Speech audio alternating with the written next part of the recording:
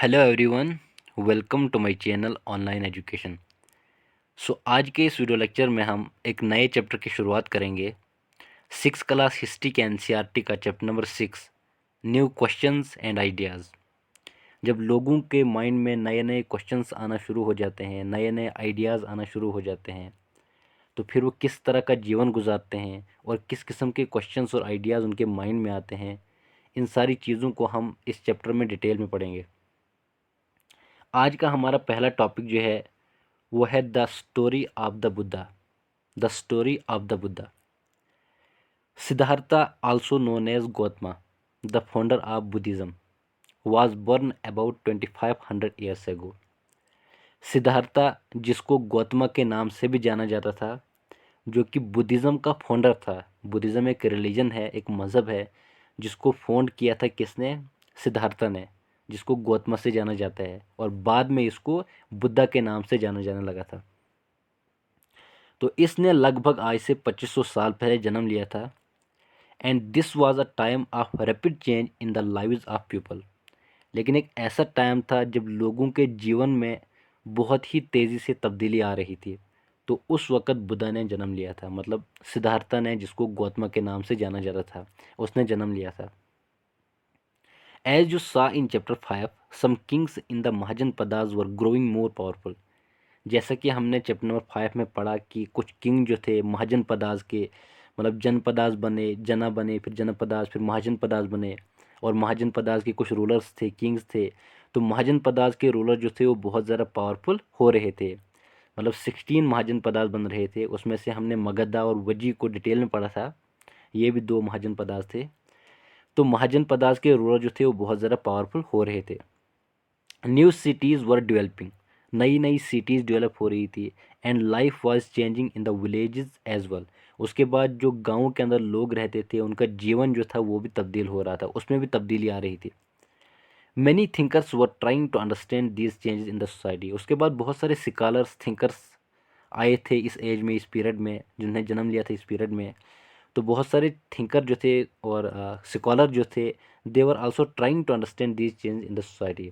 जो सोसाइटी में तब्दीली आ रही थी, तो वो थिंकर और जो स्कॉलर थे, वो भी सोसाइटी के अंदर जो चेंजेस आई थी, तब्दीलियाँ आई थी, इनको समझने की कोशिश कर रहे थे।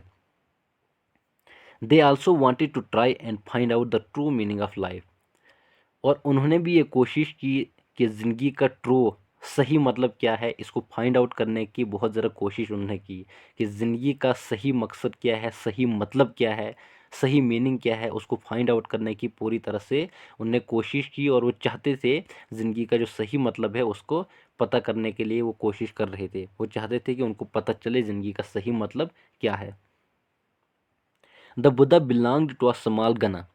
बुद्धा जो था वो एक छोटे से गना से ताल्लुक़ रखता था, नोन एज शाक्य गना। शाक्य गना जो था उससे बुद्धा ताल्लुक़ रखता था। हमने पिछले चैप्टर में पढ़ा था गना के बारे में। जो इससे पहला वाला चैप्टर था, चैप्टर नंबर 5, उसमें हमने पढ़ा था गना और संघा के बारे में, जो ऑर्गेनाइजेशन होती थी और जिसमें कुछ रूलर्स होते थे। एक गना और संघा होती थी जिसमें सारे रूलर्स हुआ करते थे। एंड वाज अ क्षत्रिय।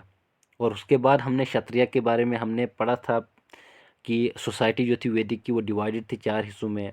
ब्राह्मण, क्षत्रिय, वैश्य, शूद्राज, 4 हिस्सों में डिवाइड थे। तो बुद्धा जो था वो क्षत्रिय था। क्षत्रिय का मतलब वॉरियर, जो लोगों को प्रोटेक्ट किया करते हैं। तो बुद्धा जो था वो एक क्षत्रिय से ताल्लुक़ रखता, वो एक क्षत्रिय था। उसके बाद शाक्य गना से वो ताल्लुक़ रखता था। When he was a young man, जब वो यंग था, छोटा था, जवान था, he left the comforts of his home in search of knowledge. तो उसने सारे ऐशो इशरत, सारे ऐशो आराम छोड़ के वो ज्ञान की तलाश में निकला था। वो सत्य की तलाश में निकला था, सच की तलाश में निकला था। ही वेंडर्ड फॉर सेवरल ईयर्स, मतलब कई सालों तक वो घूमता रहा, इधर उधर जाता रहा, फिरता रहा, सच की तलाश में, ज्ञान की तलाश में, नॉलेज की तलाश में। Meeting and holding discussion with other thinkers, जो दूसरे थिंकर थे उनके साथ मीटिंग की उसने और डिस्कशन की उनके साथ, बहुत सारी डिस्कशन की, बहुत सारी मीटिंगें की उनके साथ। But he finally decided to find his own path to realization. लेकिन फाइनली उसने डिसाइड किया, खुद का अपना रास्ता चुना उसने रियलाइजेशन का। रियलाइजेशन का मतलब किसी चीज़ के बारे में पूरी तरह से अवेयर होना, मतलब किसी चीज़ को समझना, ज्ञान हासिल करना, तो उसके लिए उसने अपना एक अलग से रास्ता चुना। And meditated for days on and under a people tree eight बोध गया इन बिहार। उसके बाद उसने वो जो पीपल ट्री है बोध गया पर, बिहार के अंदर जो बोध गया है जगह, वहाँ पर जो पीपल ट्री है, तो वहाँ पर वो बैठा अंत पे। वहाँ पर उसने बहुत ज़्यादा मेडिटेशन की, बहुत ज़्यादा मेडिटेशन की। वियर ही अटेंड एनलाइटमेंट, तो जहाँ पर उसको एनलाइटमेंट हासिल हुई, एनलाइटमेंट मतलब ज्ञान उसको मिला, जहाँ पर उसको नॉलेज मिला, जहाँ पर उसको ज्ञान मिला, जहाँ पर उसको एनलाइटमेंट हासिल हुई, जहाँ पर उसको अच्छी तरह से समझ में आया और ट्रू मीनिंग क्या है लाइफ का, वो सारा उसको अच्छी तरह से समझ में आया। और इस पर क्वेश्चन पूछे जाते हैं यूपीएससी की, अगर हम बात करें या जेकेपीएससी की, तो इस पर क्वेश्चन पूछे जाते हैं कि बुद्धा को किस ट्री के अंडर और कहाँ पर उसको एनलाइटमेंट मिली थी, कहाँ पर उसको ज्ञान मिला था और कहाँ पर उसने मेडिटेशन किया था। इस पर क्वेश्चन ऑलरेडी पूछे जा चुके हैं और आगे भी पूछे जाएंगे, इसलिए इस पॉइंट को अच्छे से याद रखना। After that he was known as the Buddha और द वाइज वन। उसके बाद उसको बुद्धा के नाम से जाना जाने लगा और उसके बाद उसको वाइज वन से जाने जाने लगा। वाइज वन मतलब अक्लमंद, जो चालाक होता है, अक्लमंद होता है, होशियार होता है। उसके बाद उसको वाइज वन और बुद्धा के नाम से जाना जाने लगा। ही देन वेंट टू सरनाथ। उसके बाद वो सरनाथ में चला गया, जो कि वाराणसी के नज़दीक है। वियर ही टाट फॉर द फर्स्ट टाइम, जहाँ पर उसने पहली बार लोगों को, अपने डिसाइपल को शिक्षा दी, मतलब उनको टीचिंग अपनी दी, उनको पढ़ाया, उनको लेक्चर दिया। He spend the rest of his life travelling on foot. उसके बाद जो बाकी की ज़िंदगी थी उसकी, वो उसने गुजारी ट्रैवल करने में ही, मतलब ट्रैवल किया लेकिन किसी गाड़ी में नहीं या किसी घोड़े पे नहीं या कोई भी चीज़ ऐसी जिस पर वो सफ़र करता, ऐसी कोई चीज़ नहीं जिस पर उसने सफ़र किया, तो वो बाई फीट मतलब पैरों से खुद चल के उसने सफ़र किया। And he went from place to place, और जगह से हर जगह वो गया लेकिन खुद ही चल के गया। एंड टीचिंग पीपल, और लोगों को सिखाता गया।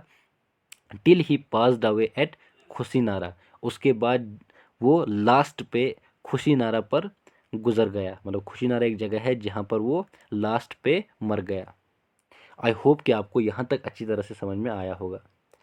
उसके बाद उसकी टीचिंग है, मेन टीचिंग है उसकी, जो उसने पढ़ाया, जो उसने बताया, जो उसको ज्ञान मिला, तो वो टीचिंग है उसकी कुछ।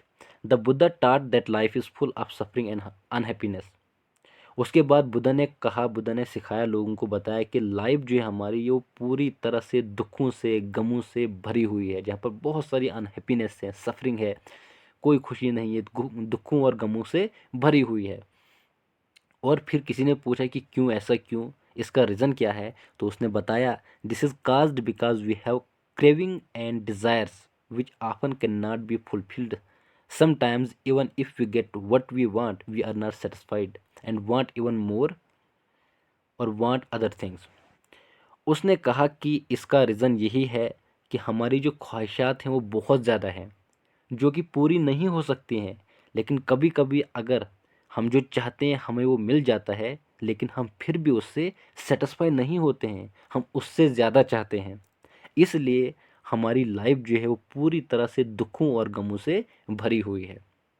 The Buddha described this as thirst और तना। तो बुद्धा ने इसको कहा कि ये एक थ्रस्ट है और तना है। थ्रस्ट मतलब एक प्यास। ही टाट दैट दिस कॉन्स्टेंट क्रेविंग, उसने ये बताया कि ये जो कंस्टेंट लगातार क्रेविंग जो है, ये एक तड़प जो है, ये एक प्यास जो है, इट कुड बी रिमूव्ड, ये ख़त्म हो सकती है, लेकिन कुछ मॉडरेशन, कुछ नीचे दिए गए कुछ मॉडरेशन जो होते हैं हर चीज़ में, उनको फॉलो करना है। कुछ चीज़ें हैं जिनको फॉलो करके ये जो क्रेविंग है, जो डिज़ायर्स हैं हमारी, ये सारी ख़त्म हो सकती है, हम अच्छी तरह से अच्छी ज़िंदगी गुजार सकते हैं। He said that he also taught people to be kind and to respect the lives of others including animals. उसने ये भी सिखाया लोगों को कि आपको काइंड रहना है, आपको बिल्कुल पोलाइटली हर एक के साथ नरमी से पेश आना है, नरमी इख्तियार करनी है, हर एक के साथ अच्छी तरह से पेश आना है, हर इंसान की इज़्ज़त करनी है, उसके बाद जानवरों की भी इज़्ज़त करनी है। और उसने ये भी बोला कि he believed that the results of our action called karma whether good और bad if affects us both in this life and next life. उसके बाद वो नेक्स्ट लाइफ पर भी बिलीव करता, यकीन करता, और उसके बाद वो कर्म पर यकीन करता। कर्म मतलब आपके काम, आपके एक्शन। उसने कहा अगर आप अच्छा करते हैं तो आपको अच्छा मिलेगा इस दुनिया में भी और उस दुनिया में भी, अगर आप बुरा करते हैं तो आपको बुरा मिलेगा इस दुनिया में भी और उस दुनिया में भी। The Buddha taught in the language of ordinary people, Prakrit, so that everybody could understand his message. Prakrit language जो थी, जो कि आम लोगों की भाषा थी, तो बुद्धा ने आम लोगों की भाषा को ही चुना उनको सिखाने के लिए, जिसकी वजह से बुद्धा बहुत ज़्यादा पॉपुलर हो गया और उसके बहुत ज़्यादा डिसाइपल बने, और बहुत ही अच्छी तरह से, मतलब पूरी तरह से उसका मैसेज जो है वो लोगों तक पहुंचा। क्योंकि अगर वो किसी और लैंग्वेज में पढ़ाता जो टफ होती, जिसको लोग नहीं समझ पाते, तो वो उतना पॉपुलर नहीं होता और उसकी टीचिंग लोगों तक नहीं पहुंच पाती। इसलिए उसने जो प्रकृति लैंग्वेज है, जो कि एक कॉमन लोगों की लैंग्वेज थी, तो उसमें उसने उनको teaching the. He also encouraged people to think for themselves rather than to simply accept what he said. उसने लोगों से कहा कि मैं जो आपको कहता हूँ, सिर्फ इस पर यकीन ना आप करो, आप खुद भी सोचो। सिर्फ इस पर जो आपको कोई भी कुछ कहता है उस पर यकीन ना करो, लेकिन उसके बजाय आपको खुद सोचना पड़ेगा, खुद अच्छी तरह से सोचना पड़ेगा, और उसके बाद आप एक्सेप्ट करो, उन चीज़ों को देखो, समझो। Let us see how he did this. चलो देखते हैं कि कैसे उसने ये किया। तो ये हमारा नेक्स्ट टॉपिक है, हमारा द स्टोरी ऑफ किस्सा गौतमी, किस्सा गौतमी की स्टोरी। तो आज के लिए इतना ही, मिलते हैं नेक्स्ट वीडियो में, और नेक्स्ट वीडियो में हम जो नेक्स्ट के कुछ टॉपिक्स हैं, द स्टोरी ऑफ किस्सा गौतमी और उपनिषद, इन जो, और उसके बाद बाकी जो टॉपिक्स हैं उनको हम डिटेल में डिस्कस करेंगे। तो आज के लिए इतना ही। अगर आपको ये मेरी वीडियो पसंद आई, इसको लाइक और शेयर करना ना भूलिएगा। Thank you so much.